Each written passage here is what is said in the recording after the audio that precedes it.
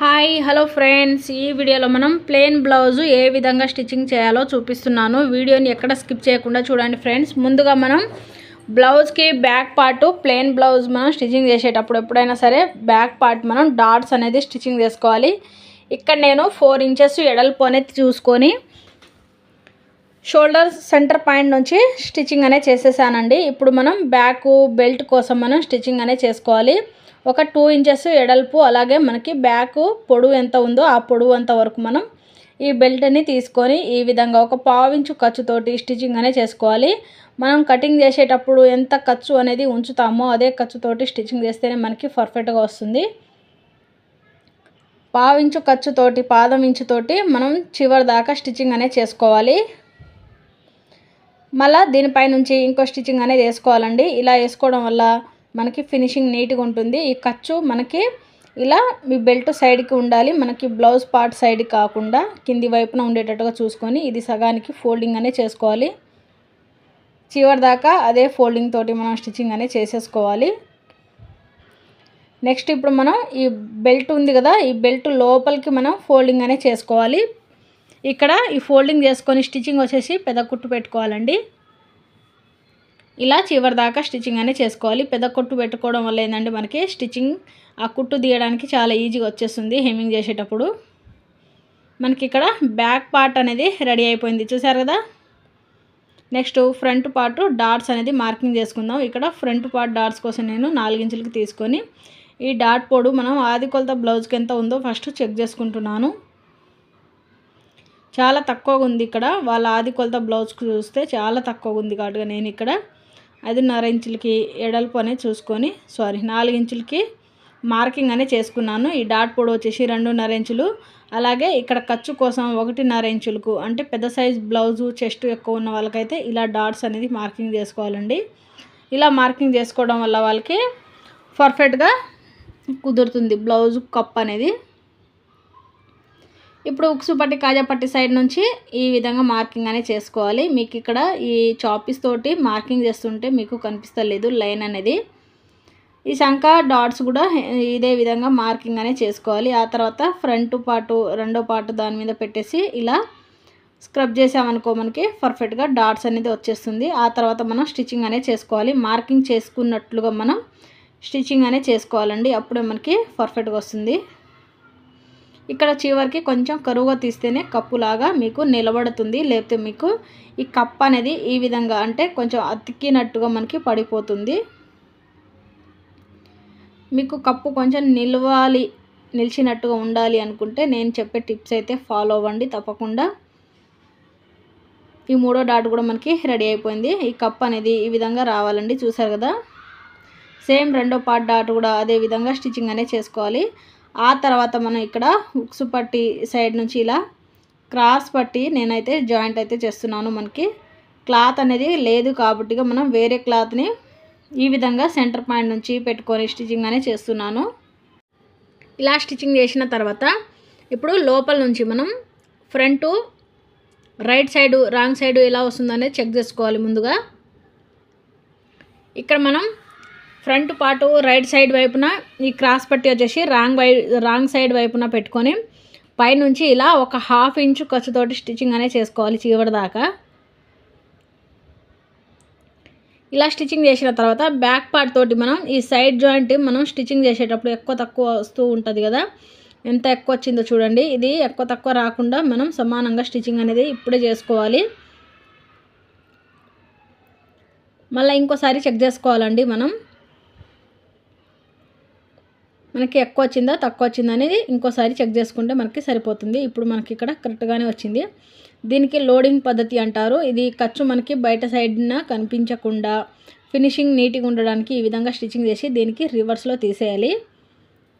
చూసారు కదా, ఈ విధంగా ఇక్కడ ఎగస్ట్రా ఉన్న క్లాత్ని తీసేయాలి. అలాగే ఉక్సు పట్టి కాజా పట్టి సమానంగా వచ్చిందా లేదా అనేది ఒకసారి చెక్ చేసుకొని స్టిచ్చింగ్ అనేది చేసుకోవాలి. ఇప్పుడు నేను ఉక్సు పట్టి అనేది స్టిచ్చింగ్ చేస్తున్నాను. ఈ ఉక్సు పట్టి కోసం పైనుంచి మనం క్లాత్ని ఒక 2 ఇంచెస్ ఎడల్పుతోటి మనం పొడవు ఎంత కావాలో అంత తీసుకొని ఈ విధంగా స్టిచ్చింగ్ అనేది చేసేసుకోవాలి. ఇది లోపల నుంచి ఇలా ఖర్చుని ఫోల్డింగ్ చేసుకొని మళ్ళీ ఒక స్టిచ్చింగ్ అనేది వేసుకోవాలి. ఇలా స్టిచ్చింగ్ వేసుకున్న తర్వాత ఈ పట్టి మొత్తం మళ్ళీ లోపల సైడ్కి ఫోల్డింగ్ అనేది చేసుకొని ఈ చివరికి ఒక స్టిచ్చింగ్ అనేది వేసుకోవాలి. ఉక్సు పట్టి కాజా పట్టి ఎవరికైనా అర్థం కాకపోతే కామెంట్ అయితే చేయండి, నేను ఒక వీడియో అయితే తీసి పెడతాను మీకోసం. నెక్స్ట్ ఇప్పుడు కాజా పట్టి.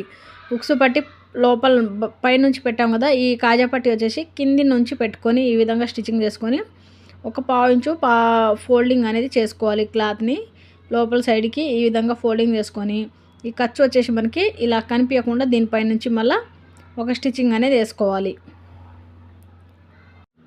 చూసారు కదా, ఈ విధంగా నేను చూపించినట్లుగా నేను ఎలా స్టిచ్చింగ్ వేస్తున్నానో అదే మీరు ఫాలో అవ్వండి ఫ్రెండ్స్, మీకు పర్ఫెక్ట్గా వచ్చేస్తుంది. ఇప్పుడు మనకి ఉక్సు పట్టి కాజా పట్టి సమానంగా వచ్చిందా లేదా అనేది ఒకసారి ఈ విధంగా చెక్ చేసుకోవాలి. మనకి ఇక్కడ కరెక్ట్గానే వచ్చిందండి. ఒకవేళ మీకు ఒక పావు ఇంచు ఎగస్ట్రా తక్కువ వచ్చిందనుకోండి, మీరు కొంచెం సమానంగా కట్ చేసుకోవచ్చు. ఇప్పుడు నేను షోల్డర్ జాయిన్ చేస్తున్నాను. బ్యాక్ పార్టు అలాగే ఫ్రంట్ పార్టు ఇలా ఒక హాఫ్ ఇంచు ఖర్చుతోటి ఇక్కడ షోల్డర్ జాయింట్ అనేది చేసేస్తున్నాను. ఇలా జాయింట్ చేసిన తర్వాత మనం హ్యాండ్ని ప్రిపేర్ చేసుకోవాలి. అలాగే మనం దీనికి మెడపట్టి దాన్ని కూడా స్టిచ్చింగ్ అనేది చేసుకోవాలి. ఇప్పుడు ఈ హ్యాండ్ జాయింట్ కోసం మనం హెమ్మింగ్ కోసం ముందుగా ఒక హాఫ్ ఇంచు ఫోల్డింగ్ అనేది లోపల సైడ్ నుంచి ఈ విధంగా స్టిచ్చింగ్ అనేది చేసుకోవాలి. నెక్స్ట్ ఈ రెండో హ్యాండ్ కూడా సేమ్ అండి. ఇలా ఒక హాఫ్ ఇంచు ఫోల్డింగ్ చేసుకున్న తర్వాత మళ్ళీ ఇప్పుడు మనం హెమ్మింగ్ చేసుకోవాలి అనుకుంటే పెదకుట్టు పెట్టేసి ఆ పట్టి ముందుగా మనం బార్డర్ ఎంత ఫోల్డింగ్ చేసామో దానికంటే కొంచెం బార్డర్ అనేది లోపల సైడ్కి ఫోల్డింగ్ చేసుకొని పెదకుట్టు పెట్టుకొని పైనుంచి స్టిచ్చింగ్ అనేది చేసుకోవాలి. పెదకుట్టు పెట్టుకోవడం వల్ల ఏంటంటే మనకి కుట్టు తీసేటప్పుడు చాలా ఈజీగా వచ్చేస్తుంది. నెక్స్ట్ ఇప్పుడు మనం మెడపట్టి ఏ విధంగా స్టిచ్చింగ్ చేయాలి అలాగే హ్యాండ్ ఏ విధంగా స్టిచ్చింగ్ చేయాలో చూపిస్తాను. ఇక్కడ నేను ముందు హ్యాండ్ అయితే స్టిచ్చింగ్ చేస్తున్నానండి. హ్యాండ్ స్టిచ్చింగ్ చేసిన తర్వాత మెడపట్టి స్టిచ్చింగ్ చేసుకోవచ్చు. మెడపట్టి స్టిచ్చింగ్ చేసిన తర్వాత హ్యాండ్ మీ ఇష్టం అండి. మనం హ్యాండ్ అయితే జాయింట్ చేయకముందే మనం మెడపట్టి కూడా స్టిచ్చింగ్ చేసుకోవాలి. అప్పుడే మనకి సులువుగా చాలా ఈజీగా కుట్టుకోగలుగుతాం. నెక్స్ట్ ఈ సైడ్ కూడా సేమ్ అండి. ఈ హ్యాండ్ జాయింట్ అనేది నేను చూపించినట్లుగా చేయండి, పర్ఫెక్ట్గా వచ్చేస్తుంది. క్లాత్ని అయితే లాగద్దండి, ప్లెయిన్ బ్లౌజ్ కదా మనకి. క్లాత్ని లాగితే కింది పార్ట్ అయినా సరే పైన పార్ట్ అయినా మనకి సాగదీసినట్టు ఉంటే, నేను ఇక్కడ మెడపట్టి కూడా స్టిచ్చింగ్ చేశాను. మీకు వీడియో అనేది స్కిప్ అయిపోయిందండి. ఇప్పుడు నేను కాట్లు అనేది పెట్టేసుకుంటున్నాను, చూసేయండి. ఈ విధంగా కాట్లు అనేది పెట్టుకున్న తర్వాత ఇది లోపల నుంచి ఈ ఖర్చు మనకి లోపల ఖర్చు ఎంత ఉందో అదే ఖర్చుతోటి మనం స్టిచ్చింగ్ అనేది చేసుకోవాలి.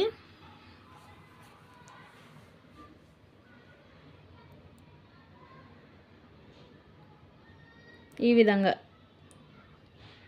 లోపల మనం ఖర్చు ఎంత ఉందో అదే ఖర్చుతోటి స్టిచ్చింగ్ చేసామనుకో ఒకే లెవెల్లో స్టిచ్చింగ్ అనేది చేయాలి. అప్పుడే ఫినిషింగ్ పర్ఫెక్ట్గా ఉంటుంది మనకి. చూసారు కదా, ఈ చివరి దాకా కూడా అదే విధంగా స్టిచ్చింగ్ అనేది చేసుకోవాలి. లోపల ఉన్న ఎక్స్ట్రా క్లాత్ని కట్ చేసేయాలి. ఇప్పుడు హ్యాండ్ జాయింట్ ఫిట్టింగ్ ఏ విధంగా చేయాలో చూద్దాం. ఇప్పుడు ఈ హ్యాండ్ని సమానంగా పెట్టేసుకొని ఆది కొలత బ్లౌజ్ తీసుకొని మనం ఫిట్టింగ్ అనేది చూసుకోవాలి.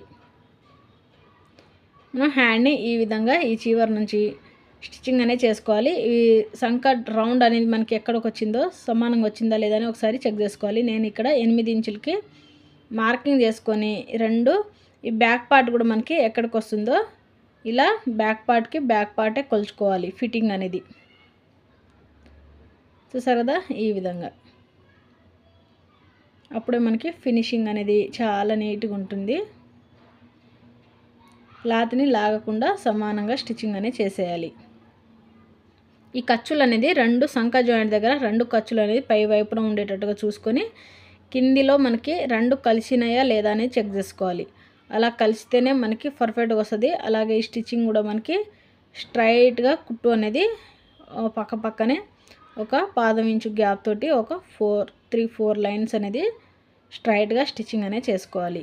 మన వీడియో నచ్చితే మీకు తప్పకుండా లైక్ చేయండి ఫ్రెండ్స్. ఇక్కడ మనం సమానంగా కట్ చేసుకొని ఈ చివరికి కూడా ఒక కుట్టు అనేది వేసుకోవాలి. ఫినిషింగ్ నీట్గా ఉండాలంటే ఈ చివరికి ఒక కుట్టు అనేది ఈ విధంగా స్టిచ్చింగ్ అనేది చేసుకోవాలి. చూసారు కదా, వీడియో నచ్చితే తప్పకుండా లైక్ అనేది చేయండి. Bye friends.